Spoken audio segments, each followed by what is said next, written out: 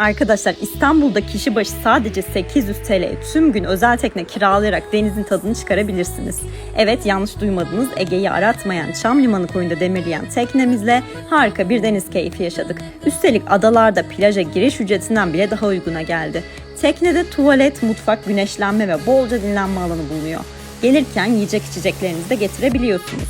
Teknenin toplam ücreti ve turla ilgili tüm detaylar açıklamada sizi bekliyor.